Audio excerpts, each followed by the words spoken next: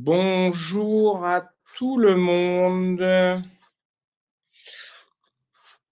Hop, nous allons attendre 5 petites minutes.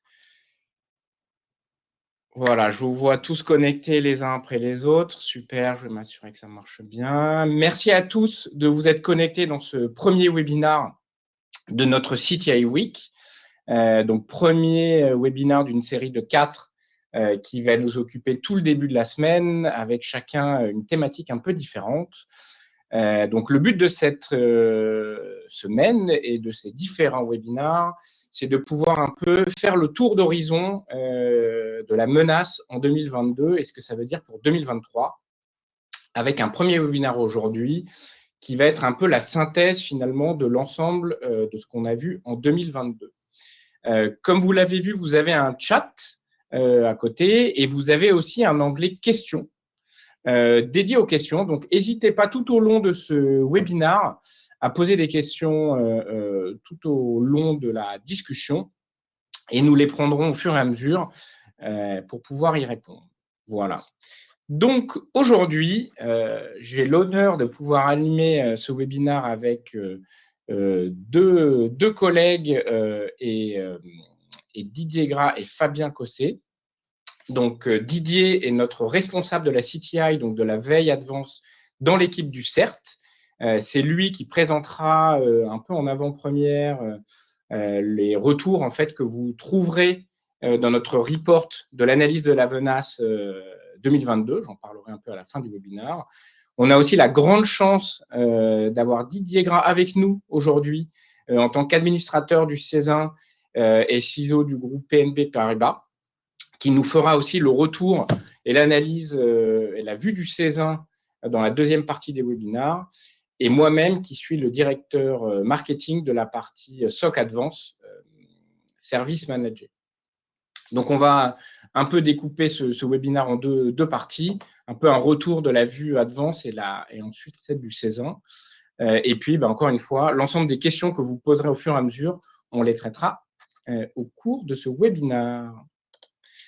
Alors, pour commencer, 2022, quand on regarde un peu l'ensemble de ce qui a été publié, que ce soit par l'ANSSI, que ce soit même par le CESIN, par nous-mêmes, ça a l'air d'être plutôt un bon cru.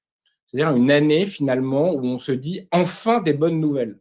On a un peu l'habitude dans notre secteur de parler toujours effectivement des menaces, des attaques, de ce qui se passe mal. Et en fait, en 2022, pour la première fois, on voit des chiffres qui sont plutôt positifs. Effectivement, quand on regarde un peu ce qui a été publié sur les 3 premiers mois de l'année 2023, on voit un chiffre d'attaques réussies en ransomware qui est stable, voire qui est en léger recul. Un pourcentage aussi de versement de rançon qui est plutôt en baisse en 2022.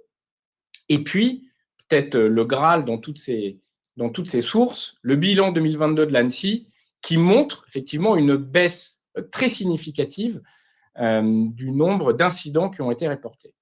Donc, on se dit 2022, c'est enfin une bonne année, enfin une année où la défense commence à prendre peut-être le dessus.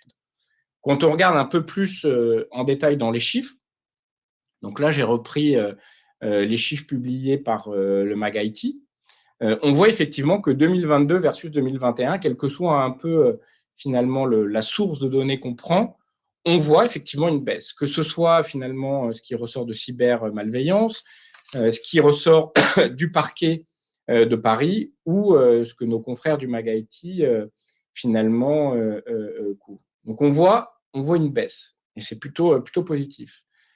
Maintenant, j'ai envie de vous dire, quand on suit aussi les différentes dépenses que l'ensemble du marché a fait et auquel finalement l'ensemble des prestataires de services et autres éditeurs de logiciels participent, c'est un peu le type de chiffre qu'on a envie de voir. Effectivement, sur les 7 dernières années, on a à peu près une augmentation des dépenses cyber des entreprises de l'ordre de 15%. Si on fait 15%, plus 15% chaque année pendant 7 ans, ça fait que finalement, sur les 7 dernières années, on est à une multiplication par 3 du dépense finalement en cyberdéfense que collectivement, on a tous mis en place. Et on le voit, que ce soit par la mise en place des EDR. On est aujourd'hui, quand on regarde à peu près autour des membres du du Césin, pas loin de 80% d'équipements, et au niveau marché, on n'est pas loin, si on regarde jusqu'au niveau des ETI et des grandes entreprises, autour de 60-63%. On voit la généralisation aussi des solutions de type MFA. On voit l'augmentation très claire aussi des mises en place de SOC ou MDR, souvent externalisées. Donc en fait, cette augmentation finalement de la dépense, un x3 en 7 ans, c'est un peu le résultat qu'on attendrait. Maintenant, si on prend un tout petit peu de recul et qu'on regarde finalement où on en est en 2022 par rapport à la tendance de long terme, ben oui, entre 2021 et 2022, on a une stabilisation. Par contre, on reste à un niveau très élevé. Quand on regarde par rapport finalement à 2020, quels que soient finalement les chiffres qu'on prend, on est toujours à un niveau quasiment x2. Donc en fait, ça s'est stabilisé ou ça s'est maintenu, on va dire, en 2022, mais par rapport à un niveau qui est extrêmement élevé. Et en fait, encore une fois, si on rapporte au niveau d'investissement qui est fait collectivement sur le marché, un x3 en 7 ans, ben finalement, est-ce que le résultat est toujours positif pour un peu se dire qu'est-ce qu'on veut retenir de 2022 et qui seront un peu finalement tous les thèmes qui vont être abordés au cours de ce webinaire et des 3 autres qui vont suivre, pour être un peu provocant, je dirais que c'est un peu l'effet qui se coule. C'est un peu finalement, effectivement, la défense. Collectivement, on a augmenté, élevé notre niveau de jeu, que ce soit finalement en termes, on l'a dit, d'équipement, de solutions. On est en moyenne entre 10 et 20 solutions installées chez l'ensemble des acteurs du marché de la défense. On est à des niveaux de dépenses extrêmement élevés. Mais en face, on a aussi un peu un changement de nature finalement de la menace qui prend en compte finalement ce nouveau terrain de jeu de la défense. Donc moi, je retiendrai finalement 5 finalement grandes tendances. La première, c'est que la menace, ou en tout cas la cybercriminalité, c'est un peu comme nous tous, quoi. C'est finalement un secteur d'activité avec un business model et qui recherche un retour sur investissement. Et donc finalement, si on prend les chiffres de l'ANSSI, alors si on voit une baisse à peu près de 50% des incidents remontés, finalement, quand on regarde dans le détail des secteurs, la cybercriminalité va taper là où ça passe, là où ça marche. Si on prend les 2 secteurs, que sont les établissements de santé et les administrations publiques, là, on voit plutôt une augmentation de quasiment 40% et 21% finalement des attaques réussies. Donc là, encore une fois, ça va taper là où ça marche. Effectivement, les ransomware ont baissé, mais parce que aussi la nature finalement des menaces et des attaques ont changé. On voit de plus en plus finalement d'attaques qui vont être liées à des vols de données pour de la revente de données. On voit les activités sur l'ensemble des brokers d'accès, de sources de données, de sources de dossiers clients qui a explosé sur l'année 2022. C'est ce que remontent aussi les analyses d'IBM. Et on voit aussi des activités qui sont potentiellement peut-être plus directement monétisables. Encore une fois, l'espionnage industriel a fait son retour et tout ce qui est crypto-minage. Donc finalement, oui, on a une baisse au niveau des ransomware, mais on a finalement des attaques qui vont aller chercher là où ça passe, là où finalement les défenses sont peut-être moindres et surtout là où la monétisation des attaques est plus importante. Le deuxième point, c'est une automatisation, un professionnalisme toujours à la hausse. Encore une fois, on a des attaques et on le voit avec notre CERT et avec les différents incidents sur lesquels on est intervenu, c'est quasiment toujours le même modus opératoire. C'est finalement une externalisation par le biais de différents groupes qui sont liés les uns avec les autres, voire avec des niveaux de stagiaires, qui vont déployer toujours le même modèle pour finalement voir où ça passe. Et on voit aussi une accélération très nette de l'exploitation des nouvelles vulnérabilités. Quand on regarde en 2022 le top des vulnérabilités exploitées en France, encore une fois suivant l'ANSSI, 60%, donc c'est à peu près 6 sur 10, c'est des 0D. Donc des nouvelles vulnérabilités qui sont quasiment exploitées directement de manière automatique et industrialisée sur l'ensemble finalement des différentes cibles. On a aussi une concentration plus forte des vulnérabilités. On a des points finalement qui sont de plus en plus attaqués et qui centralisent finalement non pas une cible mais plusieurs cibles. Donc on a tout ce qui est attaque finalement des services cloud et notamment des différentes solutions de single sign-on avec des compromissions d'accès, des compromissions de jetons, finalement. Et quand on regarde une des attaques les plus emblématiques de 2022, ça a été la compromission du gestionnaire d'identité Okta par le groupe Lapsus, qui lui-même, finalement, a eu comme origine de l'attaque la compromission, finalement, d'un de ses sous-traitants, un Citel, qui lui-même a été attaqué par une de ses filiales CICES. Donc, on voit finalement un lien entre notre source d'approvisionnement qui sont liés en cascade, des logiciels qui centralisent finalement des solutions totalement critiques, comme les accès et la gestion des identités ou le cloud. On a aussi un jamais 203. On en parlera après, mais c'est l'exploitation de plus en plus massive de la triple extorsion, donc du chiffrement des données, de la revente finalement des données et de la destruction potentiellement de ces données. Et quand on regarde un peu les chiffres qui sont publiés par Hiscox, un courtier en assurance, on a à peu près 41% des acteurs qui ont payé les rançons qui n'ont jamais pu les récupérer, et 43% de ceux qui ont payé, finalement, qui ont dû quand même reconstruire leur IT. Donc, c'est aussi un des points qui explique un chiffre que je montrais au début, qui est la baisse du paiement des ransomware. C'est qu'en fait, du fait en grande partie de cette triple extorsion, c'est pas parce qu'on paye finalement qu'on va récupérer ses données ou qu'on va récupérer son réseau. Et pire, toujours dans cette même étude du courtier, on a à peu près un tiers, 31% des cibles qui ont été touchées, qui sont retouchées par la suite. Donc, encore une fois, ça tape là où ça marche, là où il y a un retour sur investissement. Et puis, dernier point, et là, on en reparlera au cours de nos différents webinars, encore et toujours les identités. C'est toujours à peu près 80% de l'origine des attaques qui sont réussies, qui passent par la compromission d'un compte, qui passent par la compromission d'un tiers. C'est les contournements, finalement, aussi, qu'on commence à voir de solutions de MFA, même des EDR, on en reparlera.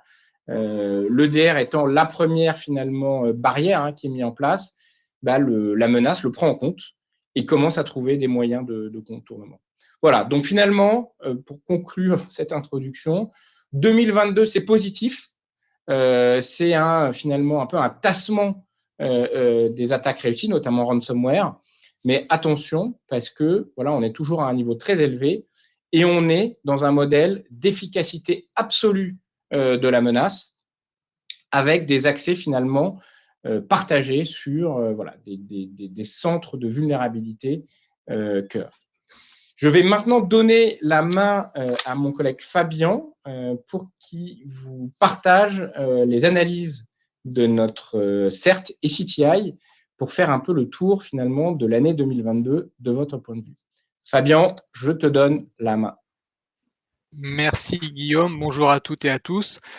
Donc en effet, merci pour l'introduction Guillaume, qui a été claire et limpide. Donc comme l'indiquait Guillaume, au niveau du CERT Advance, voilà ce que nous avons constaté pour cette année 2022, notamment pour la partie de la cybercriminalité, comme l'a exposé Guillaume, et comme l'a démontré aussi l'ANSSI, dans le domaine des ransomware, on a eu en effet une baisse du nombre d'attaques, mais les conséquences n'en demeurent pas moins dramatiques. En effet, c'est généralement pour les entreprises ou les organismes publics impactés, touchés par ces types d'attaques, soit un arrêt total des activités ou du moins des arrêts partiels ou une reprise d'activité extrêmement compliquée. Donc même si les chiffres sont, on va dire, un peu rassurants au vu de la baisse, il n'en demeure pas moins que la finalité reste tout aussi dramatique. Ce qu'on note aussi, notamment dans la partie de la criminalité, c'est cette agilité des cybercriminels à faire face soit aux contre-mesures qui peuvent être mises en œuvre par les différents dispositifs de défense qui sont déployés chez les entreprises ou dans les organismes, mais aussi dans l'agilité à utiliser, comme l'indiquait tout à l'heure Guillaume, l'agilité à utiliser les nouvelles vulnérabilités ou du moins à contourner les correctifs qui auraient pu être déployés par les éditeurs. On reviendra un peu plus tard sur le sujet. la cybercriminalité est un des premiers, on va dire, un des premiers périmètres importants dans la sphère cyber.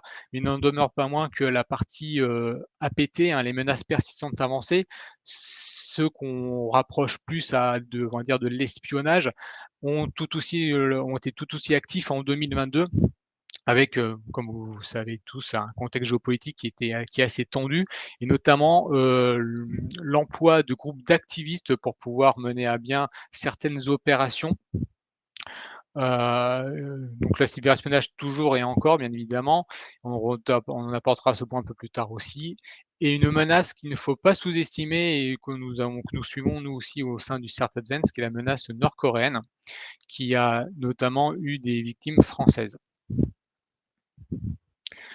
Dans le domaine de la cybercriminalité, alors plus spécifiquement pardon, les ransomware, si on devait faire un top 5 des groupes de ransom les plus actifs dans 2022, bah, vous les avez ici, hein.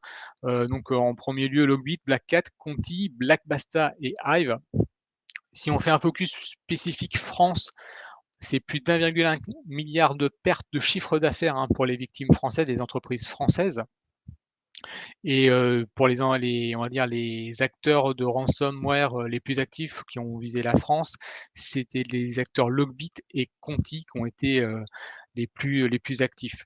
La France, il faut savoir que c'est le 2e pays européen le plus touché en 2022 par les groupes d'attaque, heu du coup, le premier pays de souvenir, c'est l'Allemagne. L'Allemagne aussi qui a été extrêmement visée par les groupes de ransomware. Alors nous, ce que nous avons constaté aussi, c'est que ces groupes d'attaquants, en fait, ils sont en perpétuelle réorganisation, soit par des conflits internes de ces groupes, et il y a des groupes notamment qui vont se dissoudre, et ça a été le cas du groupe Conti notamment en 2022, en mai 2022, pour certaines raisons, notamment en raison du conflit ukrainien. Il y a eu des avis contraires au sein du groupe, et du coup le groupe s'est complètement explosé. Et le fait que ces groupes s'explosent de cette manière-là, en fait, ben, on sait que les différents acteurs de ces groupes vont se réarticuler soit dans des groupes déjà présents, ou vont en créer d'autres. Ce qui fait que nos craintes, et ça c'est avéré sur certains incidents, c'est qu'on ait ce qu'on appelle des attaques sous faux drapeau. C'est-à-dire qu'un attaquant va utiliser un mode opératoire, des techniques ou des infrastructures d'un groupe tiers, et il va se faire passer pour le groupe tiers pour faire croire que l'attribution, c'est ce groupe-là. Et ce qui rend extrêmement compliqué, nous, lorsqu'on fait des incidents, de vraiment attribuer une attaque. Et bien évidemment, les principales victimes françaises des secteurs ont été les services aux entreprises, le secteur de la santé qui a été extrêmement touché aussi, et les collectivités locales. Alors, concernant les vecteurs d'infection, je pense que comme beaucoup le savent, le campagne de phishing reste dans le top 1 des vecteurs d'infection. Les attaquants sont toujours aussi innovateurs, et font preuve de, comment dire, pas d'intelligence, mais ils sont moteurs dans les techniques de phishing, et ça devient de plus en plus compliqué de détecter si c'est réel ou pas réel. Quelle est la finalité de ce type de phishing? Bien évidemment, c'est de pouvoir rentrer dans le système, pour pouvoir implanter en fait un implant malveillant qui sera en mesure de plus tard déployer d'autres malwares.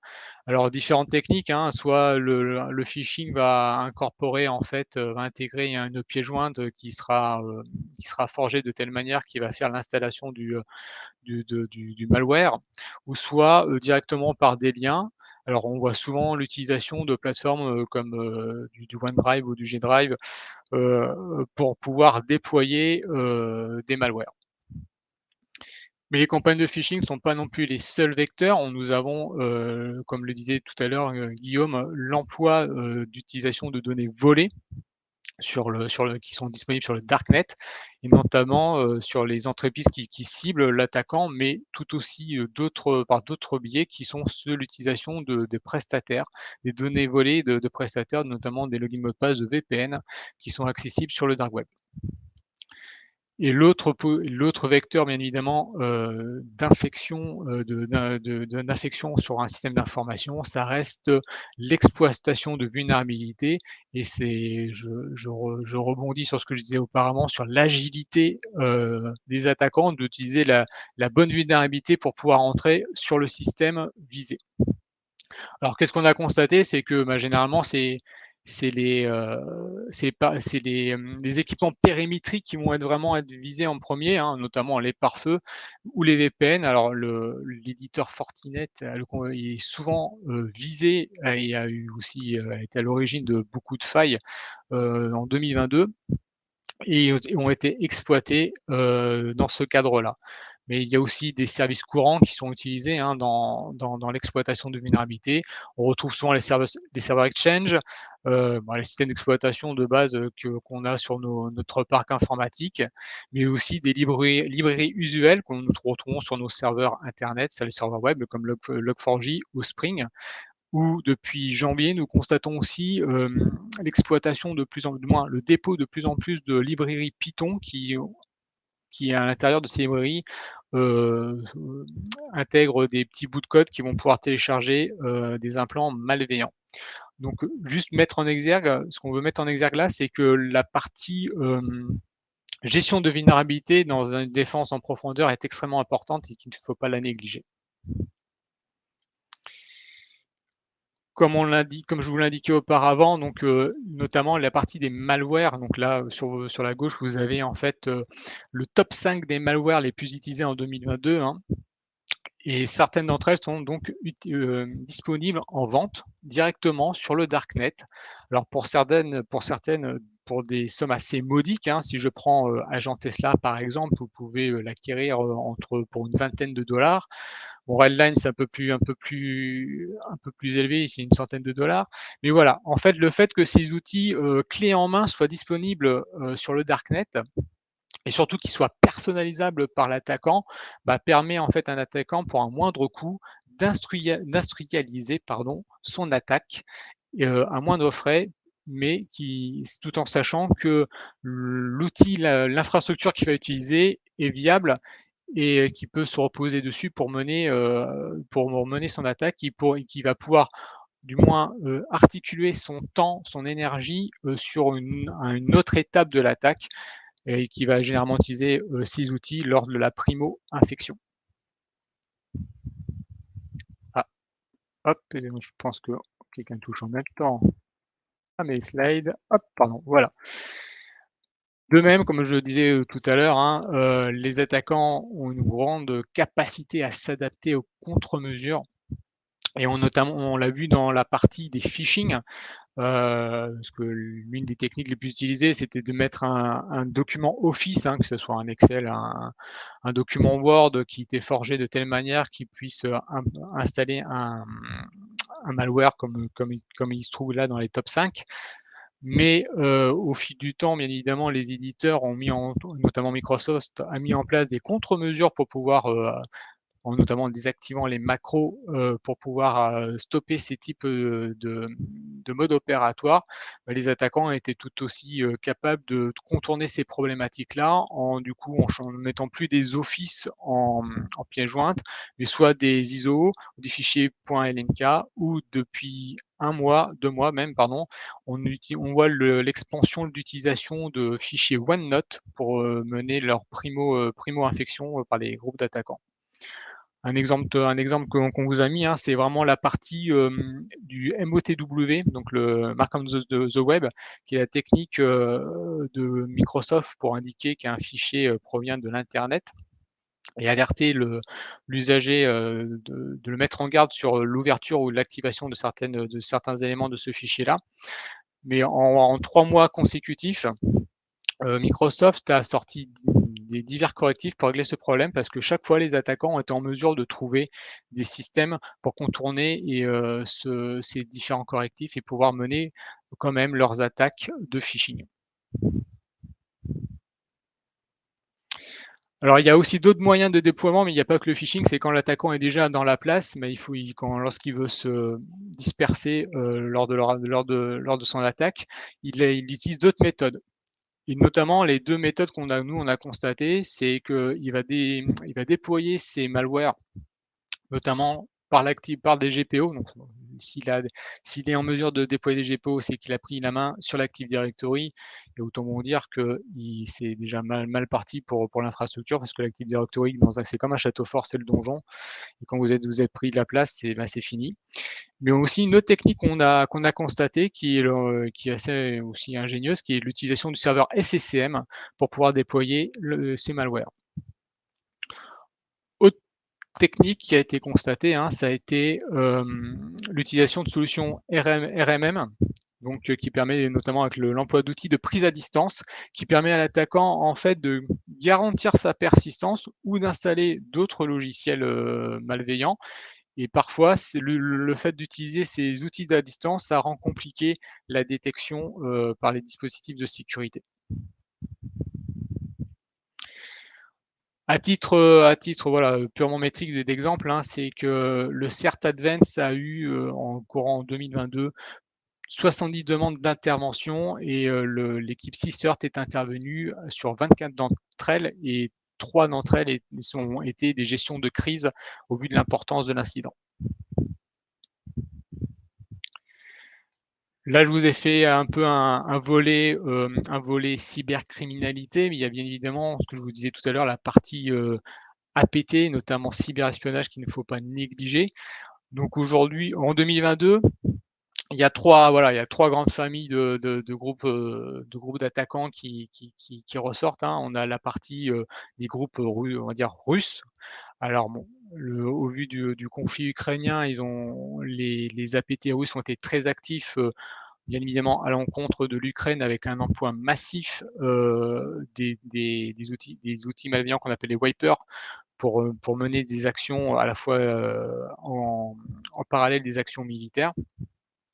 Mais même si ça a touché ces différentes attaques, l'Ukraine principalement, il y a eu quand même des effets de bord sur certains types d'attaques des cyberattaques qui ont été menées par des groupes russes, notamment à l'encontre des réseaux satellitaires KASAT, qui ont eu un impact direct, notamment contre certaines mairies françaises qui utilisaient ce réseau pour pouvoir communiquer. Et du coup, certaines entités françaises ont été un peu mis en blackout pendant quelques jours au vu de ces attaques. Surtout, on remonte, c'est en fait une activité croissante des groupes d'activistes russes. Alors, on en a aussi entendu beaucoup parler en début d'année 2023 avec Killnet ou NoName 057, qui ont mené des grandes campagnes de DDoS contre divers pays européens, dont la France. On n'a pas été épargné, notamment au vu du soutien qu'ont fait les différents pays européens envers l'Ukraine. Et encore récemment, il faut savoir que ces campagnes de DDoS ont continué, alors par un autre groupe qui est l'Anonymous Soudan, mais qui est certes un groupe soudanais, mais qui a porté main forte au groupe Killnet en janvier pour mener ces campagnes de DDoS. Donc voilà, on pourrait croire qu'en 2023, la partie DDoS, c'est une petite attaque de rien du tout, mais ça peut avoir des conséquences assez tragiques aussi contre les entreprises visées. Et les groupes russes l'ont et l'utilisent actuellement massivement dans le cadre du conflit ukrainien. Concernant les groupes chinois, alors en 2022, comme l'a aussi indiqué l'ANSSI, mais d'autres entités internationales comme le CISA, qui font souvent des alertes sur le sujet, l'entité américaine, le CISA, les différents groupes d'APT chinoises ont mené en fait des campagnes d'espionnage soutenues pour cette année 2022, et l'ANSSI a remonté 9 victimes françaises avérées. Il faut savoir que en ce moment, du moins, la Chine a un plan quinquennal qui fait qu'ils veulent ils veulent maîtriser tout ce qui a trait au secteur de l'énergie, et notamment à la nouvelle énergie, on va dire, énergie verte. Donc, en fait, ils ont surtout axé cette année du moins 2022, pardon, des attaques contre des entités dans ce secteur d'activité. Alors, il faut savoir que la particularité de ces groupes d'APT chinois, c'est qu'ils ne vont pas aller en frontal vers ces entités de ce secteur-là, parce qu'ils savent généralement que les grosses entreprises ont des dispositifs de sécurité qui ont été renforcés et qui perdraient beaucoup de temps et d'énergie, d'argent pour pouvoir rentrer par la grande porte. Donc généralement, ils vont surtout viser les prestataires de ces entreprises-là, parce qu'ils savent que ces prestataires n'ont pas la même, comment dire, n'ont pas la même connaissance dans le domaine de la cybersécurité, ou du moins n'ont pas les moyens d'eux. Et par conséquent, ils vont viser directement ces prestataires pour pouvoir rebondir sur les groupes, sur ces entreprises visées. Et enfin, comme je vous l'ai indiqué tout à l'heure, la partie nord-coréenne, c'est des groupes d'APT qu'il ne faut pas sous-estimer. Il y a encore quelques années, on pensait que les groupes nord-coréens ne s'occupaient que de la Corée du Sud, mais ce n'est pas le cas. Depuis 2-3 ans, commence à s'étendre au-delà de la péninsule coréenne. Donc, en 2022, le groupe Lazarus a été le plus actif de ces groupes-là. Alors, ils sont surtout connus pour faire de la cyberextorsion, ce qu'on appelle cyberbraquage et cyberespionnage, dans différents secteurs d'activité, que ça soit notamment tout ce qui est l'attrait aux jeux vidéo, à la crypto-monnaie, à la finance aussi, au domaine bancaire qui est extrêmement visé. Donc, ils ont été très actifs en 2022. Alors, il faut savoir qu'il y a quand même eu des victimes françaises par ce groupe-là, ou de ces groupes qui sont rattachés à la Nord-Corée. Alors généralement, c'était souvent dû à leur implantation géographique de leur secteur d'activité, ou on va dire par effet de bord, ils ont été impactés par des attaques de ces groupes-là. Tout à l'heure, en effet, Guillaume parlait d'EDR. Et on voulait vous faire un petit point rapide sur le sujet. C'est qu'en effet, l'EDR, c'est un dispositif essentiel dans une défense en profondeur, votre défense de votre système d'information. Mais il faut être comme bien conscient que c'est pas le seul. Et de deux, c'est pas parce que vous avez un EDR que vous êtes 100% protégé. C'est un maillon important, mais il peut être parfois contourné. Contourné de quelle manière? Tout simplement, il peut être contourné parce que l'attaquant va exploiter des techniques d'attaque qui permettent en fait, par des modes opératoires particuliers, que l'EDR ne détecte pas ses activités. Alors c'est souvent, sans rentrer dans un détail technique, mais c'est souvent en faisant de contournement, de détournement de ce qu'on appelle de hook, ou des suppressions de callback. Bon, je ne vais pas rentrer dans les détails techniques, mais voilà. Par ce biais-là, en fait, ce n'est pas du fait de l'EDR, mais c'est en utilisant en fait des modes de fonctionnement du système d'exploitation et en contournant certaines choses, qui fait que l'EDR, en fait, ne va pas détecter cette attaque-là. L'autre point, et pour nous, c'est extrêmement important de mettre ça en exergue, c'est la liste des listes d'exclusion qui sont trop permissibles. Quand vous avez un EDR, vous pouvez faire ce qu'on appelle une liste blanche, une liste d'exclusion, pour dire, voilà, je demande à l'EDR qui ne surveille pas ce périmètre-là, parce que pour moi, c'est sain, ou je ne vois pas l'utilité. Sauf que parfois, à force de rajouter des exclusions sur une exclusion, en fait, le périmètre s'agrandit, et à la fin, l'EDR ne va pas toujours, en fait, va pas surveiller la totalité du système du parc informatique. Un exemple tout bête, c'est que, on sait, par exemple, un attaquant, lorsqu'il va déposer des malwares, fréquemment, il va déposer des exécutables malveillants dans l'environnement de l'utilisateur, que ce soit dans le dossier musique, dans le dossier téléchargement, ou dans le setemp de la machine.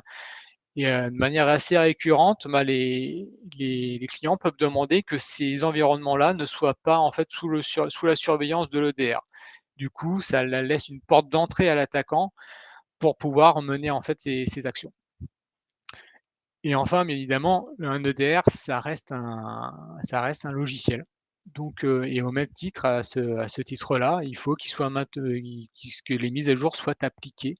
Parce que si vous n'appliquez pas les mises à jour d'un EDR, comme si vous n'appliquez pas les mises à jour sur votre système d'exploitation, à un moment donné, il pourrait avoir des petits soucis parce qu'il y a un composant à sa vie, un composant peut avoir des vulnérabilités, des failles et qu'il faut bien évidemment appliquer ces correctifs pour garantir, le bon fonctionnement et de l'outil.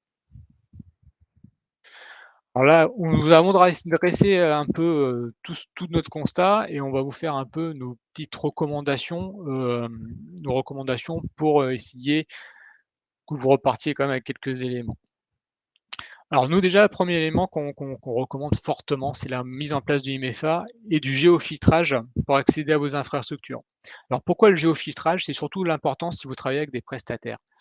Et comme on l'a évoqué juste auparavant, c'est que, les attaquants, soit ils vont pouvoir racheter des logins mots de passe, sur le dark de votre prestataire, ou il va peut-être mener une attaque chez votre prestataire et rebondir depuis le prestataire chez vous. Donc, cette notion de MFA, de géofiltrage est extrêmement importante. L'autre élément, alors là, on n'est pas sur de la cybersécurité, on est plus sur on va dire sur l'administration, mais ça a toute son importance, c'est la segmentation du réseau, pardon, selon les critères fonctionnels et métiers. C'est-à-dire que bien évidemment, par exemple, si vous donnez l'accès à votre réseau, pas à un prestataire parce qu'il va faire, des maintenances particulières sur certains éléments de votre infrastructure, mais qui n'ait que le droit d'accéder à uniquement à cet environnement-là avec les droits nécessaires. Pas lui donner le droit administrateur parce que, question de facilité, on lui donne les droits un peu plus larges. Mais sauf que si l'attaquant passe par là, il aura, de facto ces mêmes droits. Élément important, bien évidemment, c'est d'auditer régulièrement, les comptes à privilèges que vous avez sur votre Active Directory. Faire du nettoyage, c'est extrêmement important parce que, voilà, dans une entreprise, ça vit. Dans une entreprise, il y a peut-être des gens qui, changent de poste, qui ont eu des accès à certains éléments qu'ils n'auraient pu en avoir et du coup, ce nettoyage régulier, en fait, cet audit régulier, il est nécessaire et il est bénéfique, ça peut être un frein pour un attaquant de pouvoir, en fait, perdurer dans son infrastructure qu'il a ciblée. Autre élément aussi qu'on recommande et ça fait un peu écho à ce que je viens de vous dire, hein, c'est la mise en œuvre de ce qu'on appelle du tiering model, hein, de Microsoft, qui est de vraiment, en fait, de segmenter, les différentes, couches de votre infrastructure. C'est-à-dire concrètement, c'est que, pour faire rapidement, le tiering model, c'est 3 couches. La couche 0, c'est cette couche-là où va se trouver concrètement tous vos serveurs, d'identité, votre Active Directory, tous les serveurs d'identification et dans cette couche-là, il y a uniquement des comptes dédiés qui pourront, accéder à ces serveurs-là. La couche numéro 2, en fait, concrètement, vous allez retrouver tout ce qui est les serveurs de mise à jour, tous ces composants-là et de même, les administrateurs de cette couche-là n'ont accès uniquement qu'à ces couches-là et qu'à ces serveurs-là. C'est-à-dire qu'entre les couches, on ne peut pas communiquer, c'est toujours des utilisations de comptes dédiés, et différents. Et enfin, la couche numéro 3, c'est, bien évidemment, le reste avec les postes informatiques, imprimantes ou autres terminaux. De même, hein, on reste toujours sur, un classique, mais qui a extrêmement son importance, c'est maintenir à jour son parc. Les différentes vulnérabilités que nous avons pu constater et utiliser dans les incidents, c'était certes des vulnérabilités de 2022, mais pas que, des vulnérabilités qui dataient de 2018 où on retrouve encore du Log4Shell. Pourtant, ça date de 2021 et on pourrait penser qu'avec, la notoriété qu'a eu cette vulnérabilité, ça serait patché, mais non, ce n'est pas toujours patché. Donc, la partie gestion des vulnérabilités reste en fait un élément moteur et essentiel dans une défense en profondeur. Alors vous allez me dire: «Oui, quand j'ai un grand parc informatique, une grosse infrastructure et que je me retrouve avec 500, j'exagère, 500, mais une cinquantaine de vulnérabilités à traiter, comment je peux me débrouiller pour prioriser?» Alors aujourd'hui, en effet, pour prioriser, il existe différentes métriques qui sont à disposition. Alors il y a notamment ce qu'on appelle la CVSS, hein, qui est la note de criticité d'une vulnérabilité. Vous avez aussi ce qu'on appelle l'EPSS qui est lui, en fait, une note de probabilité d'exploitation d'une vulnérabilité. Le CISA avait mis aussi en place un modèle qui s'appelle le SVVC pardon, qui lui, en fait, sous forme de questions-réponses, vous permet de dire: «Il vaut mieux que je patche en priorité cet élément-là que cet élément-là». Ça ne reste que des métriques, ça a le mérite d'exister, mais ça va de soi qu'en fait, notamment un RSSI, s'il a son analyse de gestion de risque en amont, a toute son importance pour savoir qu'est-ce qu'il doit en fait, patcher en urgence. Il faut bien être conscient que tout ce qui est en périphérique, tout ce qui est en périmétrique sur internet, qui est exposé à internet reste l'une des priorités tout de même, dans cette gestion de vulnérabilité. Autre élément, c'est bien évidemment la politique de sauvegarde. Cette politique de sauvegarde, on le voit fréquemment, notamment avec la partie des ransomware. C'est lorsqu'il faut recharger, les dernières sauvegardes, mais souvent, ça arrive fréquemment, la victime se rend compte que ces sauvegardes, en fait, ça ne fonctionne pas. La restauration n'est pas en mesure de s'appliquer ou que les sauvegardes se trouvaient sur un serveur qui a été lui-même chiffré. Donc par conséquent, c'est extrêmement, compliqué. Donc cette politique de sauvegarde a toute son importance, hein, au niveau des PRA et des PCA. Donc c'est un point à ne pas négliger. Autre élément aussi qu'on remonte fréquemment de nos incidents et qu'on recommande, hein, c'est la rétention des journaux d'activité. Alors ici, on vous a dit minimum de 6 mois, mais fréquemment, lorsqu'on on intervient sur des incidents, on est obligé de s'alimenter en fait, sur les journaux d'activité, les journaux des différents serveurs ou des postes et en fait, la durée de rétention de ces logs font qu'on alors généralement, on en trouve de 2 ou 3 semaines, mais ça va jamais au-delà chez les victimes et puis par conséquent, on sait qu'un attaquant, il peut être là sur l'infrastructure, qui a été attaquée depuis, X semaines, voire X mois. Et du coup, pour pouvoir savoir exactement ce qu'a mené comme activité, comme action l'attaquant, par conséquent, si on n'a pas de matière pour pouvoir faire nos recherches post-mortem, c'est extrêmement compliqué. Et le dernier point, et qui pour moi reste aussi un élément essentiel, c'est la sensibilisation.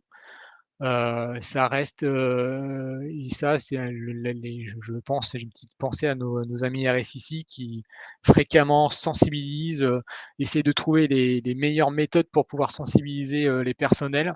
Ça alors parfois ils peuvent penser que c'est compliqué, que ça il y a pas l'écoute attendue, mais ce volet-là est extrêmement important, est vraiment important pour dans la partie de la défense, dans la défense des infrastructures. Et du coup, j'en ai terminé. Je vais laisser la main à Didier. Oui, bonjour à tout le monde. Je me présente, je m'appelle Didier Gras, je suis administrateur du CESA, une association qui regroupe aujourd'hui à peu près 900 RSSI d'entreprises de toute taille, de collectivités. L'objet de mon propos aujourd'hui, et je remercie l'équipe Advance de me donner l'occasion de relayer les propos du CESA, c'est un premier slide qui est quelques constats issus d'un baromètre annuel. On a fait pour la 8e année consécutive, un baromètre sur lequel je souhaitais partager un certain nombre d'informations qui relaient les points apportés par Guillaume et par Fabien, et puis un deuxième slide plus personnel sur quelques points d'attention. Donc, si on démarre sur ce slide, oui, c'est confirmé. Alors ce baromètre est basé sur 328 répondants, donc avec toutes les précautions d'usage. Mais ce que l'on constate, c'est qu'effectivement, il y a plutôt, alors quand je dis cyberattaque, les cyberattaques sont en baisse, c'est des incidents avérés avec un impact significatif. Donc sur l'année 2022, les adhérents du CESA ont constaté cette baisse-là. Donc ça, c'est très intéressant parce que dans je dirais, l'effort pédagogique aujourd'hui apporté par Advance et ce que nous pouvons relayer dans le cas du CESA, c'est d'apporter un peu de discernement dans ces flots ces brèves, de la presse sur lequel on a la sensation quand même que c'est un volume extrêmement conséquent. C'est le cas, mais surtout, il faut se préoccuper des impacts et là, on l'a vu sur la France, c'est plutôt en baisse. Le deuxième, c'est bien sûr les ransomware, ça continue. Je dirais, bon, Fabien est revenu sur ce sujet, donc je vais pas plus insister là-dessus. Par contre, le volume des tentatives d'attaque est toujours en augmentation, d'où l'intérêt des SOC, des CERT, des CSIRT. L'importance de maintenir cette vigilance-là parce que ça tape tout le temps, à n'importe quelle heure du jour et de la nuit, et y compris le week-end. Le phishing, je voudrais insister là-dessus, ça paraît bateau, mais cette histoire de phishing, ça reste le vecteur d'attaque le plus fréquent utilisé. Ne serait-ce que parce que ça impacte aussi nous-mêmes en tant que cybercitoyens, hein, ça passe aussi par ça.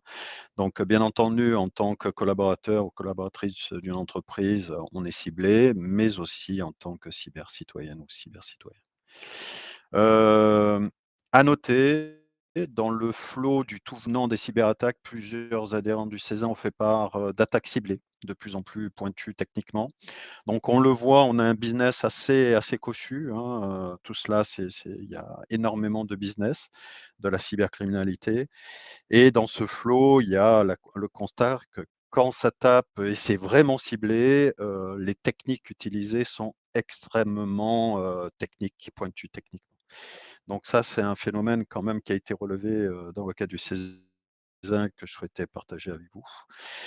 Et bien entendu, le 6e point, c'est, ça attaque le business des entreprises. Dans 60 des cas, il y a eu des perturbations significatives de la production. Ça, c'est l'élément important et puis je terminerai, ce 7e point. C'est, plus d'une entreprise sur 2 considère que le niveau de menace en matière de cyberespionnage est élevé. Ça, c'est un élément qui était, peu mis en évidence. Alors c'est sûrement lié au conflit, à la guerre en Ukraine, mais pas mal d'adhérents du CESA ont relevé que le niveau de la menace liée à du cyberespionnage augmente. Alors, l'appréciation. Moi, je vais utiliser le terme rigueur. 2023, c'est le créneau, c'est la rigueur. Donc, le premier point, c'est qu'il nous manque encore des thermomètres nationaux et internationaux. Donc, aujourd'hui, cette veille est basée notamment sur ce que pousse Advance, sur ce qu'on peut faire. Dans le cas du CESA, on fait les questions de la semaine, on fait.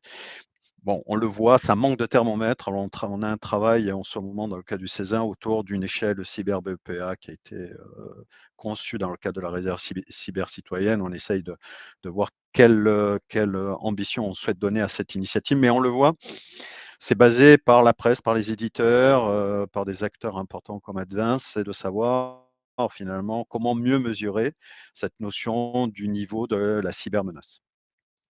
C'est important dans notre industrie où il y a beaucoup de moyens. En tout cas, c'est important d'apporter quelques métriques partagées au niveau national et international et on le voit, il y a encore besoin de renforcer cette partie thermomètre. Le deuxième, c'est tenir les engagements pris parce qu'on le voit, c'est la difficulté, pour la filière cyber de mener jusqu'au bout, tout ce tout ce qu'on mène en termes de transformation et d'accompagnement de la digitalisation des activités, des métiers dans nos entreprises. Et avec une part qui a été relevée dans le cadre du CESA où tout ce qui est lié au niveau du cloud doit apporter aussi des solutions complémentaires qui ne sont pas prises en compte par les différents offreurs de cloud.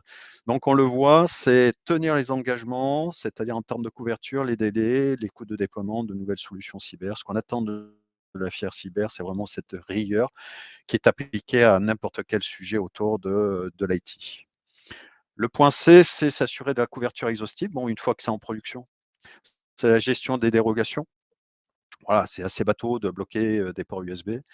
Et finalement, à partir de quel pourcentage admissible on peut accorder des dérogations, ne serait-ce que sur ce sujet assez simple de blocage des ports USB. Parce que je réaffirme qu'il est possible de travailler en 2023 sans utiliser les ports USB et les clés USB. Donc, et on le voit dès qu'un acteur, une entreprise s'est affranchi à bloquer les ports USB, cette société a diminué très fortement son niveau de risque cyber. Le point D, c'est toujours, comment dirais-je? On est malade. L'industrie de l'IT est malade par les histoires de vulnérabilité. Ce n'est pas possible aujourd'hui, ça devient très, très compliqué de délivrer des services de confiance avec des briques, des composants IT qui présentent autant de vulnérabilités. Donc, c'est un constat de plus supplémentaire sur lequel c'est une des principales portes d'exploitation pour les cyberattaquants, les cybercriminels. Vous savez, c'est pas la première fois que je m'exprime sur le sujet, mais bon, augmentation d'année en année de vulnérabilité découverte, d'année en année encore plus de vulnérabilité critique. Et puis, on s'est posé la question de comment trouver quelques métriques, voilà, les 10 vulnérabilités sur lesquelles il faudrait se pencher absolument. De vous à moi, on est au bout d'une année, on s'est basé sur les travaux du CISA qui mettaient en avant les vulnérabilités exploitées. On en est à plus de 800, 850 vulnérabilités exploitées. Donc là, il y a un vrai travail de fond sur lequel ce n'est pas possible, c'est pas possible de travailler quand on regarde. Aucun éditeur passe au travers de cette difficulté à nous délivrer des composants sécurisés. Voilà, donc c'est un constat 2020.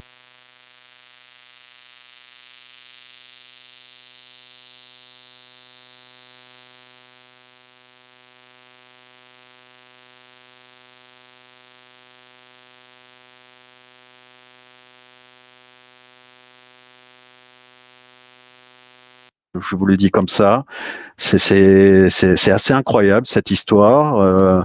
Du coup, ça entraîne quoi? Ça veut dire que si on n'est pas encore bien au niveau en termes d'automatisation, ce sont des efforts humains extrêmement importants.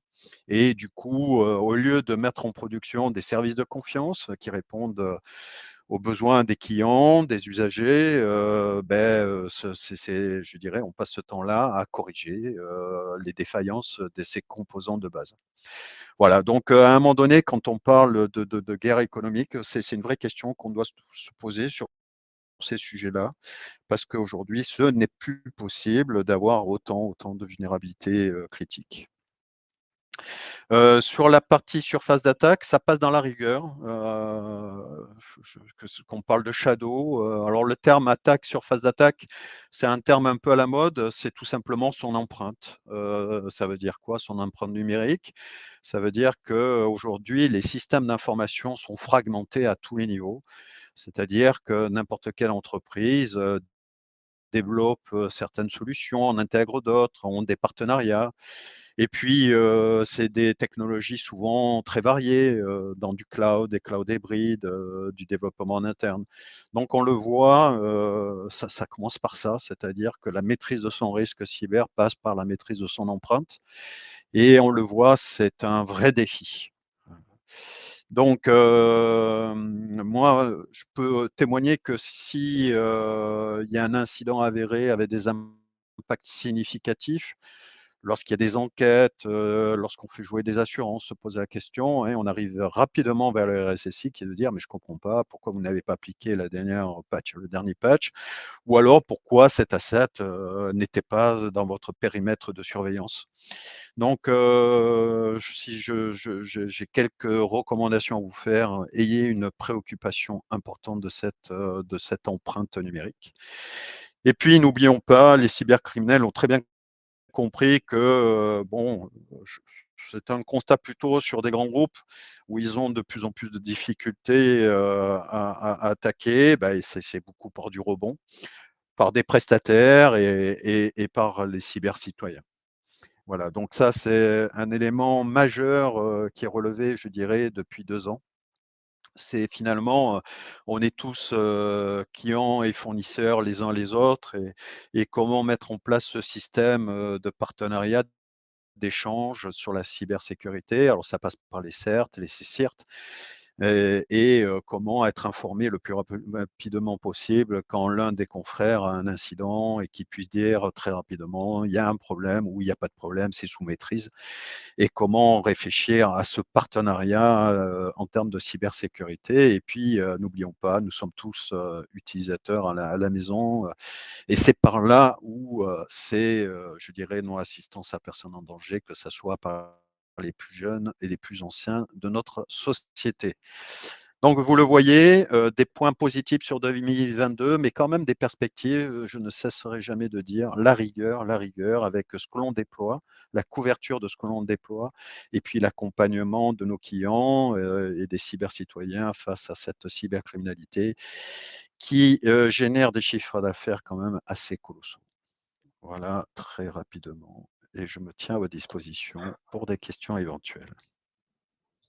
Merci À toi, beaucoup Guillaume. Didier. Je vois que le temps passe. Donc vous avez posé pas mal de questions dans l'onglet du chat. On a essayé d'y répondre un peu en direct de notre côté. Fabien continue d'y répondre. Juste parce que vous êtes déjà pas mal à devoir partir sur autre chose.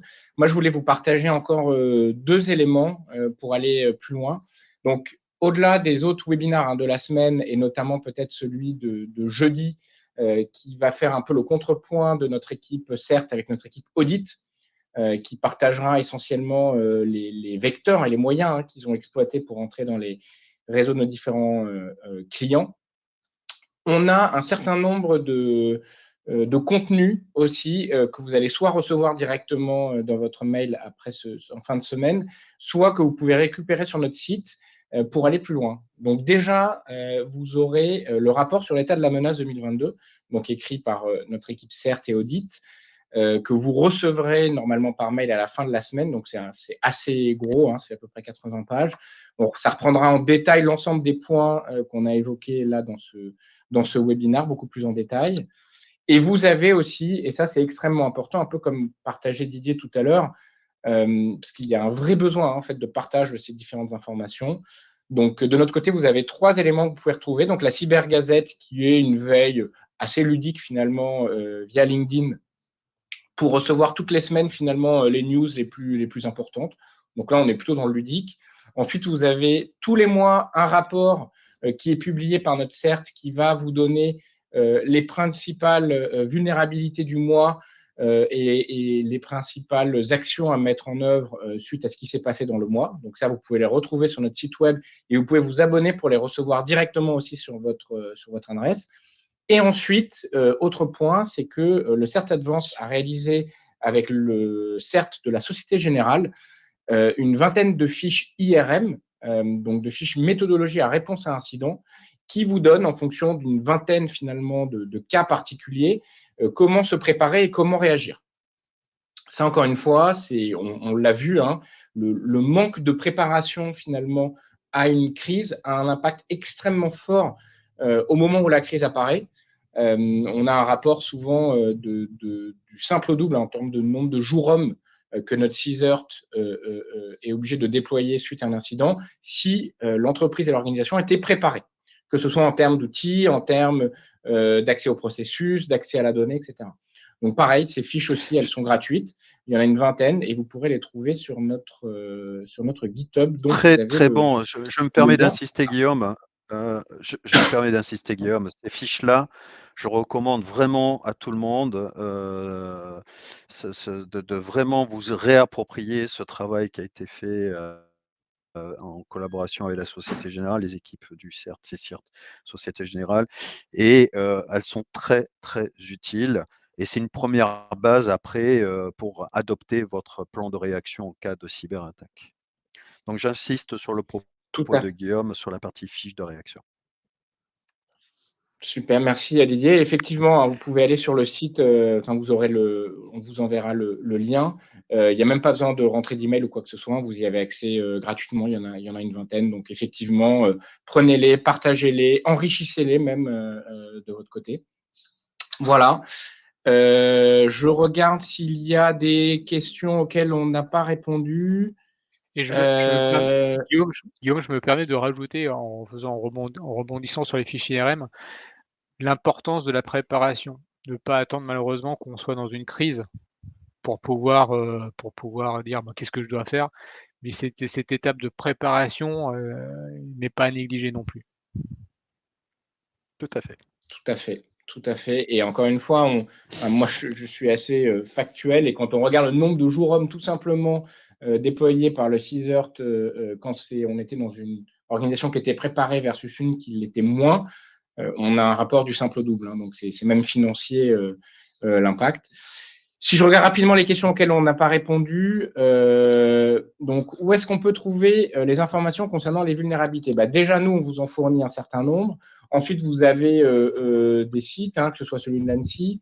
Fabien, quels sont les les Après, endroits peut-être où on peut s'abonner pour avoir le... pour le suivi, il y a le NVD.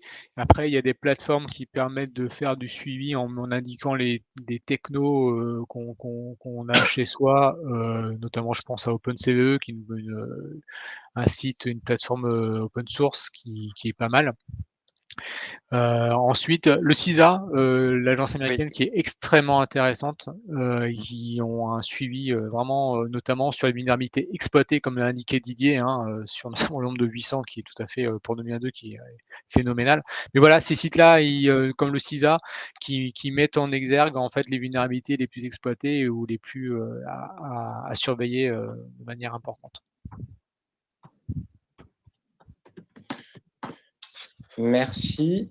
Hop, si je regarde une autre question qui était posée où on n'avait pas encore fourni de réponse.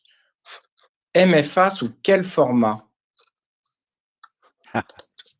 Ah, ça, c'est la grande question. Ah, moi, ce que je veux surtout dire, mais c'est pas vraiment sur le format du MFA, mais c'est surtout, il faut mettre le maximum de contre-mesures à un attaquant, en fait. C'est quand si on est en mesure de mettre en place des dispositifs qui permettent d'avoir du double, triple vérification, ce sera toujours une difficulté à l'attaquant de pouvoir accéder, en fait, de mener à son attaque. Si tu me permets, Fabien, là, je vais donner 2 éléments. Oui. Aujourd'hui, je le vois pour le grand public, parce que maintenant, ça s'est généralisé. Avec tout ce qui est phishing, smishing, vishing, on le voit, malgré l'OTAN forte, il y a capacité à ces cybercriminels de récupérer à un moment donné le credential. Donc j'encourage, il y a des sociétés maintenant où, moi par exemple, qu'est-ce que je fais? Je consomme du risque, des scores de risque pour adapter le niveau d'authentification en fonction de certains éléments, issus du terminal de la personne. Ça veut dire quoi? C'est qu'un certain nombre de sociétés maintenant proposent des scores de risque qui tiennent compte, de la géolocalisation, bon, avec toutes les précautions d'usage autour des VPN et autres. Mais on le voit, ça commence à rentrer dans les modèles de sécurité, à prendre en compte ce score. Et puis surtout, c'est, comment sensibiliser l'utilisateur à faire attention à ces sollicitations par mail, par SMS, et y compris par la voix. Je compte plus le nombre de tentatives d'attaque en se faisant passer pour telle ou telle société. Donc, beaucoup de vigilance. J'appuie énormément les histoires de MFA, mais en sachant qu'il faut avoir un suivi très, très rigoureux de l'usage et de ce que peuvent vivre les clients qui utilisent les MFA. Très bien. Merci à tous les deux, en tout cas, pour votre temps et pour vos différentes réponses. On va s'arrêter là. On a déjà dépassé de 2 minutes. Merci à toutes les personnes qui se sont connectées. On a été très nombreux aujourd'hui. On en verra peut-être d'autres dans les 3 prochains webinaires que nous avons. Et d'ici là, protégez-vous bien et je vous souhaite un bon appétit à tous.